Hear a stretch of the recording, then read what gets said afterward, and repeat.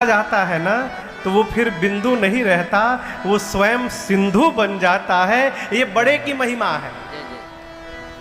तो भगवान के पास रहने के बाद भी चाह जग रही है, लालसा जग रही है, ये कैसे संभव है? लेकिन आज लालसा जगी है किस बात की?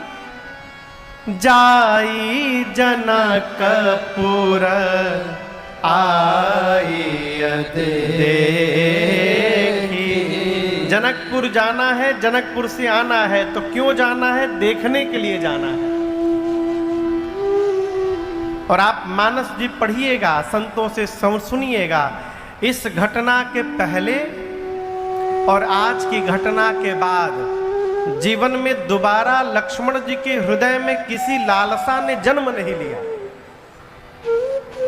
केवल एक बार यही लालसा ने जन्म लिया है। तो ये लालसा क्यों जग गई?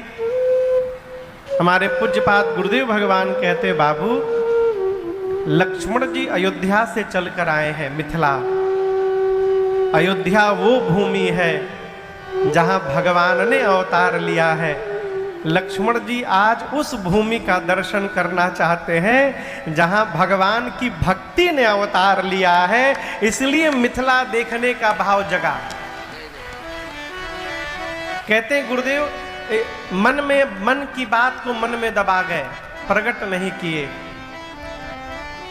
राम जी समझ गए। राम जी ने कहा, गुरुदेव भगवान विश्वामित्र जी से, गुरुदेव नाथ लखन पुर देखन चाहे, प्रभु संकोच डर प्रगट न कहि। गुरुदेव लक्ष्मण नगर देखना चाहते हैं, परंतु आपके डर और संकोच के कारण बोल नहीं पा रहे।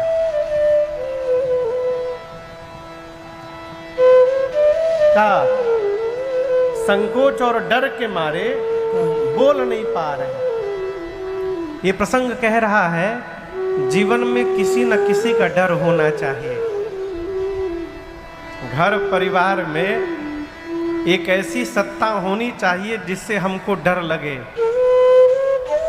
जिस दिन डर समाप्त हो जाए उस दिन से हमको रावण बनने से कोई नहीं रोक सकता। डर भय समाप्त हुआ कि जीव निरंकुश हुआ। आप समझ रहे हैं? इसलिए किसी ना किसी का भय होना चाहिए। राम जी कहते हैं, गुरुदेव आपके डर के मारे भाई साहब बोल नहीं रहे, इनको अकेले तो नहीं भेजना चाहिए। यदि आपकी आज्ञा हो गुरुजी तो मैं लेकर के जाऊंगा और नगर दिखाई तुरंत ले आओ। लेके जाऊंगा, नगर दिखा के लाऊंगा। गुरुदेव समझ गए ये दोनों भाई नगर देखना नहीं चाहते, फिर नगर वासियों को अपना दर्शन कराना चाहते हैं, इसलिए अनुमति मांग रहे हैं। गुरु जी ने आज्ञा दे दी, जाय देखिया बहु नगर, सुख निधान दो भाई, करहु सुफल सबके नयन, सुंदर बदन देखा। जैसे गुरुदेव की आज्ञा मिली, राम लक्ष्मण जी प्रणाम करके मिथिला घूमने के लिए चले। सायंकाल भगवान मिथिला के गलियों में घूमने लगे और ये बात मिथिला वासियों के भीतर घर घर पहुंच गई। क्या पहुंच गई? पूरी मिथिला में जी देखन नगर भूप सुत आए, देखन नगर भूप सुत आए, समाचार पुरवासिन पाए, समाचार पुरवासिन पाए, धाय धाम काम सब त्यागे, धाय धाम काम सब त्यागे। मनहु रंक निधि लोटन लागे, मनहु रंक निधि लोटन लागे। हाँ मनहु रंक निधि लोटन लागे। जैसे प्रभु भैया के साथ मिथिला में निकले, पूरी मिथिला में ये सूचना फैल गई। और आपको बताऊं, इस डिबिया का आकार निश्चित है ना, लंबाई चौड़ाई। उसी प्रकार भगवान दो रूप में रहते हैं, एक साकार भगवान और दूसरे निराकार भगवान। जनक जी महाराज को साकार भगवान से प्रेम नहीं था, जनक जी निराकार की उपासना करते थे। आकार को झूठा कहने वाले जनक जी जब मेरे सरकार के आकार को देखे तो निराकार को भुलाई गए और राम जी के रूप पर मोहित हो गए। और ये बात पूरी मिथिला में फैल गई है कि दो इतने सुंदर राजकुमार आए हैं जिनको देखकर जनक जी महाराज मोहित हो गए। मिथिलावासी सोचने लगे कितने सुंदर होंगे दोनों, क्या हम लोगों के भी भाग्य में उनका दर्शन लिखा है। अभी ये मिथिला में चर्चा घर घर चल ही रही थी, तब तक सूचना मिल गई कि दोनों भाई नगर में पैदल पैदल अकेले घूम रहे हैं। गोस्वामी जी कहते हैं मिथिला के लोग इस प्रकार दौड़े हैं राम लक्ष्मण जी को देखने के लिए, जैसे मानो जन्म जन्म का दरिद्र खजाना लूटने के लिए दौड़ पड़े, उसी प्रकार मिथिला के लोग भगवान को देखने के लिए दौड़ पड़े। सखियां अपने अपने घर के झरोखों पर खड़ी हो गई, राम जी के रूप को देखने लगे हैं। सखी आपस में बात करने लगी है। एक सांवले हैं, गोरे हैं, अरे देखे में तनीक लागे ई गोरा का बदनवा, लेकिन लुभाला काहे रे ई संवर के पे मनवा, लुभाला काहे रे ई संवर के पे मनवा। देख में तनीक लागे, देख में तनीक लागे गोरखा बदनवा, लुभाला काहे रे ई संवर के पे मनवा, लुभाला काहे रे ई संवर के पे मनवा। सखियां राम जी को देखी तो मन में सोचने लगी कि ये गोरा वाला तो नहीं, ये सांवला वाला सीता के लिए एकदम उचित दूल्हा होगा। यदि महाराज इनको देख करके पहचान जाएंगे तो मेरा मन कहता है कि अपने प्रण का त्याग करके और बरबस विवाह करा देंगे इनके साथ। एक सखी ने कहा महाराज ने इनको पहचाना भी है, लेकिन उसके बाद भी महाराज अपना प्रण नहीं त्याग रहे हैं। एक सखी ने कहा चिंता ना करो, मैंने सुना है ब्रह्मा जी सबको उचित फल देते हैं, ये बात सत्य है, तो ये सांवला ही सीता जी का वर बनेगा, इसमें कोई संशय नहीं है।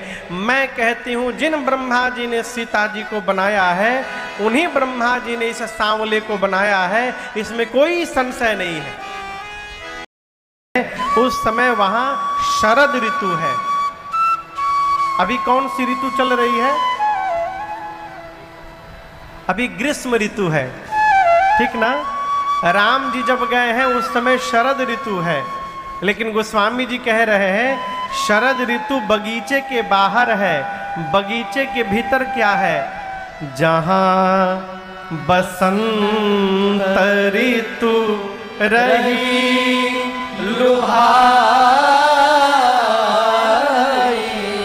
बाग के बाहर शरद ऋतु है, अब बाग के भीतर बसंत ऋतु का आगमन हुआ है। सभी ऋतुओं के राजा हैं बसंत, ऋतुराज बसंत। बसंत आकर के बैठे हैं। जितने पौधे लगे हैं, जितने वृक्ष लगे हैं, पेड़ लगे हैं, सब मनोहर हैं।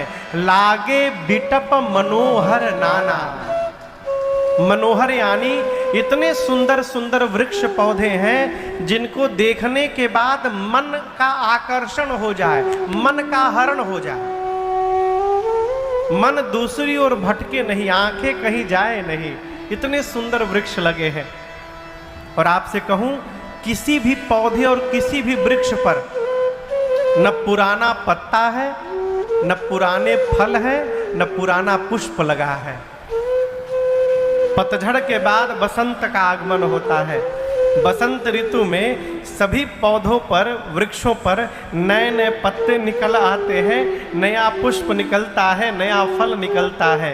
उसी प्रकार नव पल्लव फल सुमना सुहाए, निज संपत्ति सुर रूख लजाए। आपको एक गूढ़ बात बताऊं। आप कल्पना करिए, पंडाल के बाहर खूब धूप है, तप रहा है। अब पंडाल के भीतर आके लग रहा है कि मानो हम माघ के महीने में आ गए हैं। यही अंतर है वहां पुष्प वाटिका में। इस बाग में आज सब कुछ नवीन क्यों हो गया है? इसलिए नवीन हो गया है कि प्रकृति जान रही है, इसी बगीचे में आज पहली बार श्री सीताराम जी एक दूसरे से मिलने वाले हैं। जहां भगवान और भगवान की भक्ति का मिलन हो जाए, वहां सदैव नवीनता बनी रहती है, सदैव नवीनता बनी रहती है। हमारे आपके सबके हृदय में भगवान पहले से विराजमान है। अस प्रभु हृदय अछत अविकारी। भगवान सबके हृदय में विराजमान है। आवश्यकता है भगवान की भक्ति को हृदय में प्रवेश करा देना। जिस दिन भगवान की भक्ति जीवन में आ गई और पहले से बैठे भगवान से भक्ति मैया मिल गई, हम किसी भी देश में रहें, किसी भी वेश में रहें, किसी भी परिवेश में रहें, हमारे जीवन में भी सदैव नवीनता बनी रहेगी। इसमें लेश मात्र भी संशय नहीं है। मैं आपको प्रमाण दे रहा हूं। जो आदमी 99 के चक्कर में लगा हुआ है, विशाल बाबू, जो आदमी 99 के चक्कर में, 99 ने बुझाता ना, कब 99 से 100 हो जाए। जो नोट फेरने में लगा हुआ है, वो अरबपति होने के बाद भी पूछिए क्या हाल है, बोले बहुत टेंशन में हूं, बात मत करो अभी। अरबपति होने के बाद भी वो विपत्ति में ही रहेगा। और जो माला फेरने में लगा है, भगवान के नाम में लगा है, जो काम करते हुए, नौकरी खेती करते हुए, व्यापार करते हुए भगवत भजन में लगा हुआ है, वो यदि अभाव में भी है ना, तो उसका स्वभाव यही कहेगा, आनंद में बरस रहा है भगवत कृपा, खूब आनंद, चकाचक आनंद है। भक्ति क्या है? जो अभाव में भी आनंद का स्वभाव बना दे, वो भगवान की भक्ति है। जो अभाव में भी नाचने का ढंग प्रदान करा दे, वो भगवान की भक्ति है। जिस दिन ये भक्ति भगवान से मिलन कर गई, जिस प्रकार आज इस बाग में नवीनता है, हमारे जीवन में नवीनता आ जाएगी। और मैं आपसे कहूं, शरीर भले बूढ़ा हो जाए, मन को बूढ़ा नहीं होने देना है। मन को युवान बनाए रखिए। मन के हारे हार है, मन के जीते जीत। मन को सरेंडर करने ही नहीं देना है।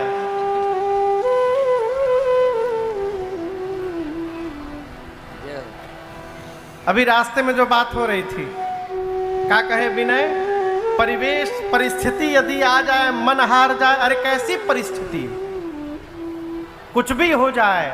देखिए, लहरें समुद्र की ओर दौड़ती हैं, किनारे की ओर।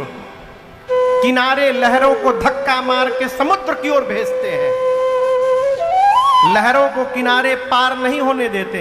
लेकिन क्या कभी लहरों ने हार माना है क्या? लहरें कहती है तुम धकेलते रहो, हम आते रहेंगे। उसी दिन किसी दिन वाइब्रेशन होता है धरती में और वो लहरें किनारों को पार करके भीतर प्रवेश कर जाती हैं। उसी प्रकार हालात कुछ भी हो जाए, लगे रहिए। जिस दिन भगवान की कृपा बरस जाएगी उसी दिन हम और आप लक्ष्य को प्राप्त कर जाएंगे। लगे रहिए, मन नहीं हारना चाहिए। मन यदि हार गया सब बेकार है। शरीर कितनो स्वस्थ रहे, मन बीमार हो गया व्यर्थ है। शरीर में बीमारी लग जाए, मन में बीमारी नहीं लगनी चाहिए। और ये मन स्वस्थ कैसे रहेगा?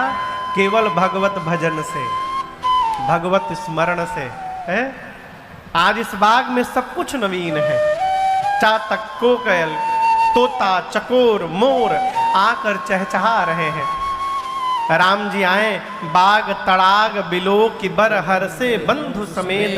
भगवान भीतर जाने से पहले मालियों को ढूंढने लगे। मालियों से राम जी ने पूछा क्या हम भीतर जाकर के पुष्प दल तोड़ सकते हैं? माली बोले नहीं तोड़ सकते हैं। लक्ष्मण जी बोले आप लोग मेरे भैया को मना कर रहे हैं। माली बोले पढ़े लिखे हैं कि नहीं है आप लोग? ये मेन गेट के ऊपर साइन बोर्ड लगा है, पढ़िए क्या लिखा है इसके ऊपर। लक्ष्मण जी सिर उठाकर पढ़े, उस पर लिखा था जनाना बाग। कौन बाग? राम जी को द्वार पर रोक करके रखा और अंत में अनुमति दी। भगवान भीतर गए और जाकर लगे लेन दल फूल मुदित। भगवान प्रसन्न मन से लक्ष्मण भैया के साथ पुष्पदल बाग में से उतारने लगे। और ठीक उसी समय गोस्वामी जी कहते तेही अवसर सीता तह आई। मेरी माँ श्री किशोरी जी अपनी 8 सखियों को साथ में लेकर बाग में स्थित माँ पार्वती जी के मंदिर में पूजा करने के लिए आई। माँ जाकर पहले एक तालाब था बगल में मंदिर के, उस सरोवर में स्नान करती हैं और स्नान करके जाकर पार्वती जी की सीता जी पूजा करती हैं। पूजा कैसे करती हैं? बाबा कहते हैं पूजा कीन्ह अधिक अनुरागा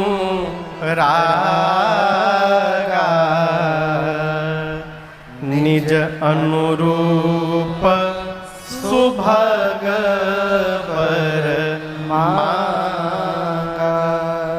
सीता मैया पार्वती जी की पूजा अनुराग के साथ करके कहती हैं हे भवानी जी, मैं आपसे यही याचना करती हूँ आप मुझे ठीक से देख लीजिए और मेरे अनुरूप एक सुंदर दूल्हा मुझे प्रदान कर दीजिए। अभी सीता मैया की ये पूजा अर्चना चल ही रही थी कि उनकी 8 सखियों में से एक सखी पूजा का मंदिर छोड़ करके और बाहर जाकर बगीचा घूमने लगी। और बाग घूमते घूमते उस सखी ने राम लक्ष्मण जी को पुष्प दल उतारते देख लिया। अचके में भगवान यदि भेटा जाए ना तो कोई भी जीव पागल हो जाएगा। जैसे राम जी को वो देखी बावली हो गई, पूरा शरीर कांपने लगा, एक एक रोम पुलकित हो गया, नेत्र से रोने लगी, मुख से हंसने लगी, पांव टेढ़े मेढ़े लड़खड़ाने लगे, दौड़ी उसी वेश में मंदिर की ओर। जब वो सखी मंदिर में गई तो बाकी सखियों ने उसको नाचते हुए झूमते हुए आते हुए देखा। सखियां पूछने लगी मंदिर से बाहर निकलकर, काहो सखी? अरे झूमत आवे लुहासत,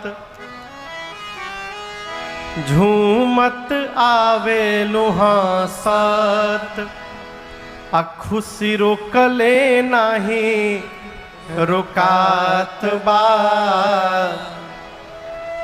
कहूँ ना सहेलिया ऐसन नया कौन बात बा कहूँ ना सहेलिया ऐसन नया कौन बात बा। अरे झूमत आवे लुहासा झूमत आवे लुहासा खुशी रुकले नाही रुकात बा कहूँ ना सहेलिया ऐसन नया कौन बात बा कहूँ ना सहेलिया ऐसन नया कौन बात बा।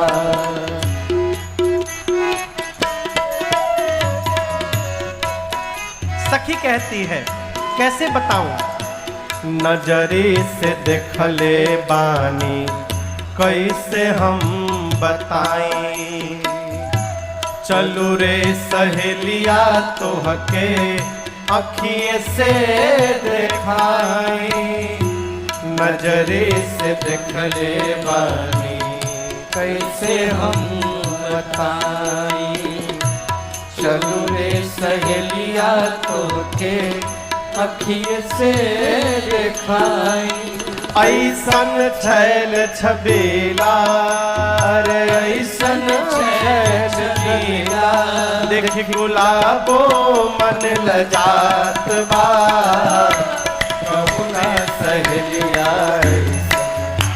नया कौन बात बा कहूँ ना सहेलिया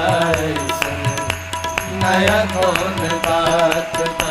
अरे झूमत आवे लुहासा झूमत आवे लुहासा खुशी रुकले नाही रुकात बा कहूँ ना सहेलिया ऐसन नया कौन बात बा कहूँ ना सहेलिया ऐसन नया कौन बात बा कहूँ ना सहेलिया ऐसन नया कौन बात बा। सखी कहती है कि कल जो नगर देखने आए थे दोनों भाई वही दोनों भाई आज देखा न बाग कुंवर दो आए वही दोनों भैया आज इस बाग को देखने के लिए आए हैं। कहती है मैं क्या बताऊं उनके बारे में जिस आंख ने देखा है उस आंख के पास जिह्वा नहीं है कि वो बोल सके और जो जिह्वा बोलती है उसके पास आंख नहीं है कि उसने देखा है आंखों ने बताना है जिह्वा को देखे कोई और अब बतावे कोई और ये संभव है क्या। मैं तो कहती हूँ जिस आंखों से मैंने देखा है चलो तुमको उसी आंख से मैं दोबारा दर्शन करा देती हूँ। सीता मैया को साथ में वो सखी लेकर गई और एक लता की ओट में आकर उस सखी ने राम जी का दर्शन कराया। माँ ने जैसे भगवान की ओर देखा है माँ को लगा कि जन्म जन्मांतर का खोया हुआ खजाना वापस मिल गया है। जी भर के भगवान का दर्शन किया वापस मंदिर में आई सीता जी और आकर पार्वती जी से प्रार्थना करती हैं हे गिरिराज पुत्री आपकी जय जयकार हो। हे गणेश जी और कार्तिकेय जी की अम्बा आपकी जय जयकार हो। हे शिव प्रिया आपकी जय जयकार हो। माँ आपके न प्रारंभ का पता न अंत का पता आपकी महिमा को वेद भी नहीं जानते। माँ आप वर देने वाली हैं आप सबके हृदय में रहती हैं माँ इसलिए सबके मन की बात आप जानती हैं। आज सीता आपसे कहेगी नहीं आप मेरी मन की बात जो जानती हैं भवानी जी उसको बिना कहे पूरा करिए। ये प्रसंग कहता है बात तो थोड़ी अटपटी है लेकिन बात बड़े पते की है। क्या भगवान से मांगिए मत। क्यों भगवान सब जानते हैं किसको क्या चाहिए। अरे जो भी भला बुरा है श्री राम जानते हैं बंदे के दिल में क्या है, श्री राम जानते।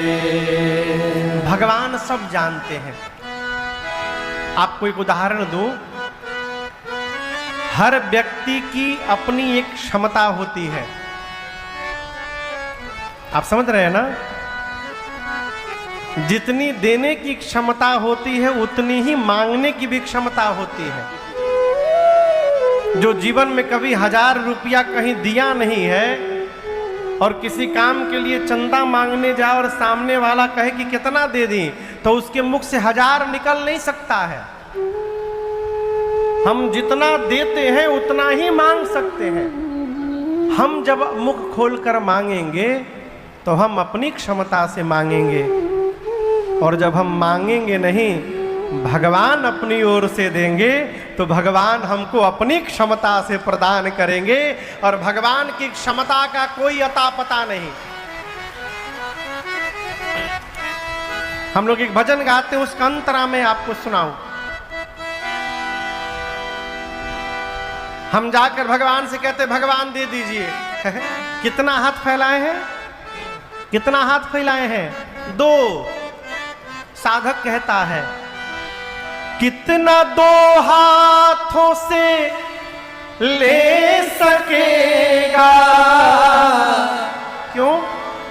देने वाले की है लाख बाहें। इसलिए मांगिए मत। प्रभु का दामन पकड़ कर तो देखो, केवल भगवान को पकड़ लीजिए। अरे प्रभु को दामन पकड़ कर तो देखो, जहां भी रहिएगा खुशनुमा सा नजारा मिलेगा। राम जी से मत मांगिए, राम को मांग ले मेरे प्यारे,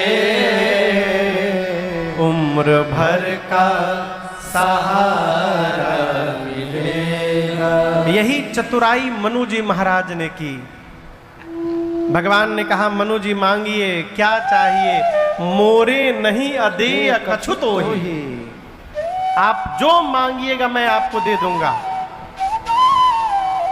मनु जी चाहते थे कि भगवान हमारा लड़का बन जाए। भगवान का बन जाए? हमारा लड़का। यहां पंडाल में कोई अपने बेटे के साथ आकर बैठा है? पिता पुत्र आए हैं एक साथ? कहीं भी कोई आया है? ये अपने, हाँ, ये अब सामने अपने लड़का के साथ है। बाबू कहाँ है? उधर बैठे हैं। ये लड़का है का? अच्छा, हाँ। ये लड़का आपसे कह ही सकता है कि बाबूजी इस जन्म में आप बाप बने, हम लड़का।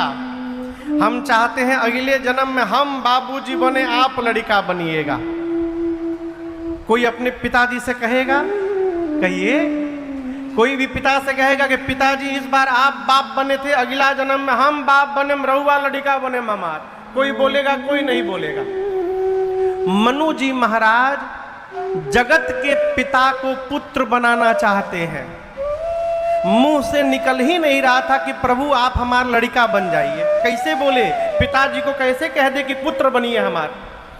तो मनु जी दिमाग लगाए। राम जी बोले मांगिए मांगिए, क्या चाहिए? मनु जी बोले प्रभु आप नहीं, आपके जैसा बेटा चाहिए हमको प्रभु। कोई भी वो चलेगा, चाहो तुम ही समान सुत, आपके जैसा।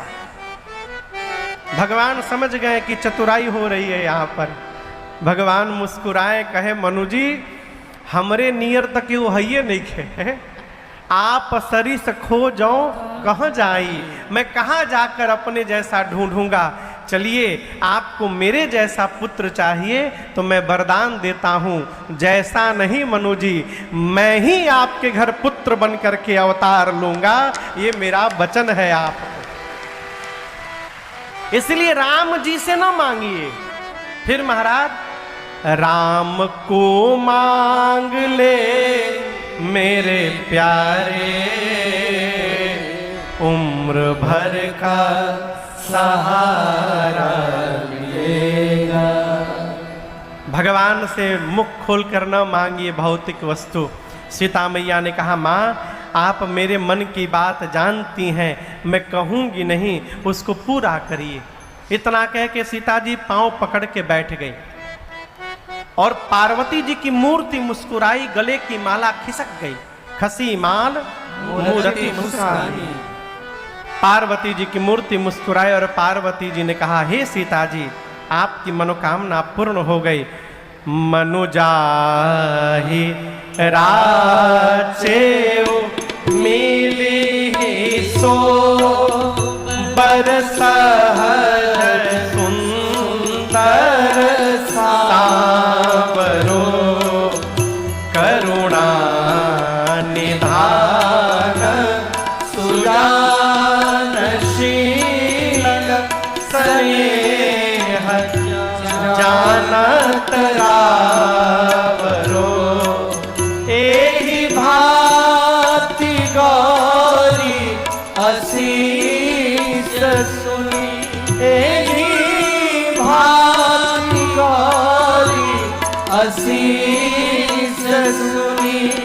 सिय सहित हिया हर से हरे, तुलसी भवानी पूजी पुनि कुल मुदे तमन मंदिर चले।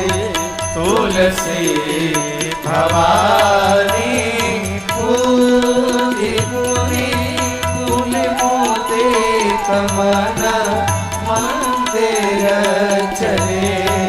तुलसी भवानी पूजी पुनि।